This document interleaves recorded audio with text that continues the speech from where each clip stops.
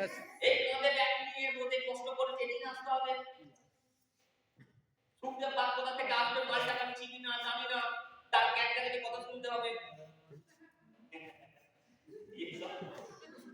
হ্যাঁ, ইয়ার না, ওর থেকে আমার বাইরে শপিং মলে কাজ করা অনেক ভালো, চায়ের দোকানে কাজ করা ভালো, টোটো চালানো ভালো, চাষ করা ভালো। Yes or no? কার কার মনে হয় কথা মনে হয়?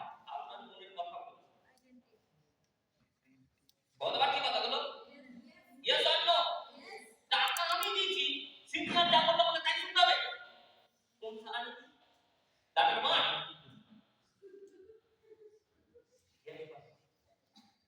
বলবার কি কথাগুলো? ঠিক আছে, 1 বছর শুনবো, 2 বছর শুনবো, তারপর কিন্তু আমি শুনবো না। ইউ সত্যি তো? হ্যাঁ না? রোগী কেন ট্রেনিং দিতে হবে? কেন একদিন বন্ধ যাবে না? Yes or no? হ্যাঁ না?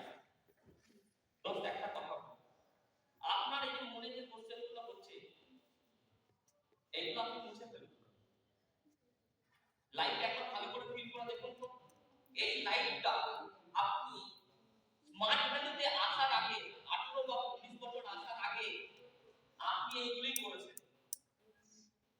আপনি কত টাকার মালিক হয়েছেন?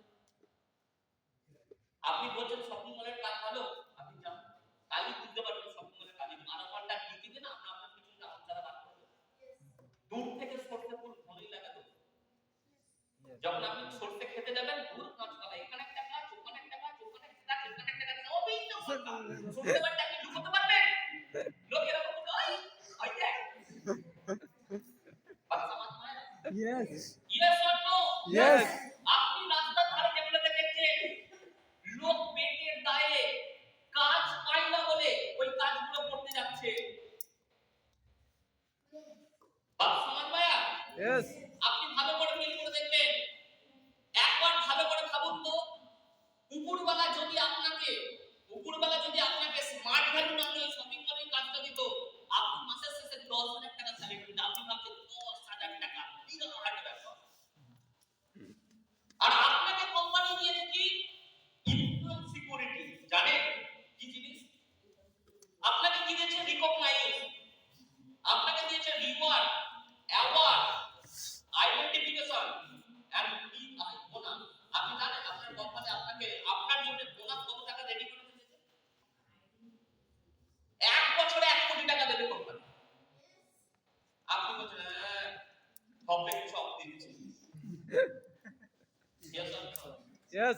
ব্যাপারটা কি বলুন তো? ব্যাপারটা কি? ব্যাপারটা হচ্ছে আমরা তো গ্রামের মাল, গাইলা মাল, আলু ভাতে ভাত খাই আমার ভালো, আমার কাজ লোকের দরকার নেই।